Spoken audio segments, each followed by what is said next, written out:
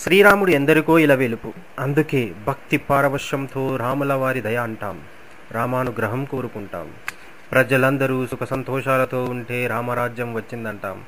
తిరుగులేని శక్తిని రామబాణంతో పోలుస్తాం. రామనామమే జన హృదయనాదం. శ్రీరామ అని రాయనిదే కలం ముందుకు సాగని వారున్నారు. రామకోటి రాసి భక్త ప్రవత్తులతో అర్పించుకునేవారు ఎందరెందరో. దాదాపు ప్రతి ఊళ్ళోనూ రామాలయం కనిపిస్తుంది. భరత జాతి సంస్కృతిలో సారసత్వంలోనే కాక నిత్య జీవన స్రవంతిలోనూ ముఖ్య భాగం శ్రీరామ కథ.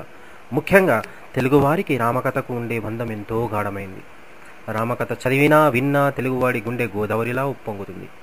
కట్టే కొట్టే తెచ్చే అని మూడు ముక్కల్లో కుదించి చెప్పినా అది కమనీయం. ఎందరో కవులు తమ కావ్యాల్లో ఎంత వివరించినా, ఎన్నిసార్లు వర్ణించినా శ్రీరామకథ అద్భుతం. ఆ రమణీయత ఇప్పటికీ చెక్కు చెదరలేదు. సకల జాతికి స్ఫూర్తి కలిగించిన రామకథ అన్ని కాలాల్లోనూ స్థిరస్థాయిగా నిలిచింది. రామచంద్రుడి గుణగణాల వల్లనే రామాయణం పూజనీయ గ్రంథమైంది. ఆయన ధర్మదేవత ప్రతిరూపం. పరిపూర్ణ మానవుడు అంటే ఎవరో, ధర్మపాలన ఎలా సాగాలో అందరికీ తెలియజేసేందుకు అవతరించిన ఆదర్శమూర్తి శ్రీరామభద్రుడు. రాముడు మూర్తిభవించిన ధర్మ విగ్రహం అని మొదటిసారిగా చెప్పినవాడు రాక్షసుడైన మారీచుడు. రాముడు సర్వోన్నతుడు అని రావణుడితో విభూషణుడు ఒక సందర్భంలో చెప్తాడు. శత్రువులు సైతం అంతగా శ్లాఘించిన రాముడంతటి గొప్ప వ్యక్తి ముల్లోకాల్లోనూ ఎక్కడా కనిపించడు. ధర్మచరణ, నడవడిక, గుణగుణాల వల్ల అందరికీ ఆదర్శంగా నిలిచాడు ఆయన.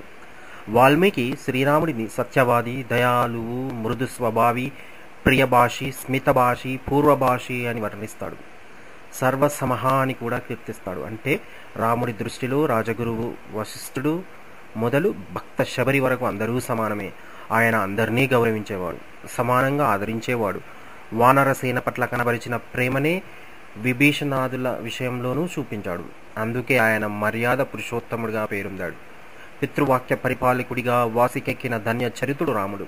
తండ్రికి ఇచ్చిన మాట కోసమే అడవి బాట పట్టాడు. సోదర ప్రేమ, ఏకపత్ని వతం, శరణాగత రక్షణ, భూతదయ వంటి ఉత్తమ గుణాల్ని మొదట తాను ఆచరించి అనంతరం లోకానికి బోధించాడు. అందువల్ల ఆయన లోకపూజ్యుడయ్యాడు. శ్రీరామచంద్రుడు నిరాడంబరుడు, సద్గుణ సంపన్నుడు, పరుల ధనాన్ని ముట్టని మనోబల సంపన్నుడు. లంకను గెలిచాక లక్ష్మణ స్వామికైనా కించత్తు కన్ను చెదిరించేదేమో కానీ ఆయనలో ఎటువంటి మార్పు లేదు. స్వర్ణమయమైన లంకను తీసుకుందామా అని లక్ష్మణుడు అంటే స్వర్గం కన్న తల్లి పుట్టిన నేల గొప్పవని చాటిన ఉదాత్త చరిత్రుడాయన. ఏ యుగంలోనైనా ఏ కాలంలోనైనా మానవులకు మహాత్ములే మార్గదర్శకులవుతారు. సామాన్య మానవుడిలా రాముడు ఎన్నో కష్టాలు అనుభవించాడు. అన్ని వేళలా ధర్మాన్ని పాటించి ఆదర్శ పురుషుడిగా వెలుగొందాడు. ఆయన జీవితగాథ పరమ పవిత్రమైంది. ఆ నడవడిక, శీల సంపద సర్వవేళలా ప్రజలకు ప్రేరణిస్తాయి. ఓ తనయుడిగా, సోదరుడిగా, భర్తగా, ప్రభువుగా ఆదర్శవంతమైన జీవనం గడిపినందుకే రాముడు జగదాభిరాముడయ్యాడు. ఆయన సుగుణాల సర్వకాల సర్వవ్యవస్థలోనూ అందరికీ ఆదర్శనీయాలు, అనుసరణీయాలు. దీనిని రాసిన వారు శ్రీ విశ్వనాథ రమ.